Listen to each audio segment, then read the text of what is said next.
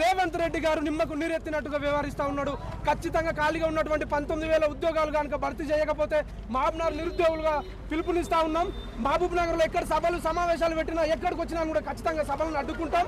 100% రేవంత్ రెడ్డి గారు గుర్తుపెట్టుకో, ఇప్పటికీ 20 మంది నిరుద్యోగుల ఉసురు తీసుకున్నా ఉన్నాం. ఎక్కడ పోతే మాకు 5,000 ఉద్యోగాలు వద్దు, రిజర్వేషన్ల పరంగా తీసుకుంటే ఒక్కొక్కరికి ఒక్కొక్క ఉద్యోగం రానటువంటి పరిస్థితి ఉంటుంది. కాబట్టి దయచేసి 5,000 కాదు, ఖాళీ ఉన్నటువంటి 19,000 ఉద్యోగాలు విడుదల చేయండి అని చెప్తే రైతు వేదిక సభలో 5,000 ఉద్యోగాలు వద్దంటున్నారని చెప్పి పచ్చి అబద్ధాలు ఈరోజు సీఎం గారు మా మహబూబ్ నగర్ జిల్లాని మాకు చెప్పుకోవడానికి సిగ్గు అనిపిస్తూ ఉన్నటువంటి సందర్భం ఉంది.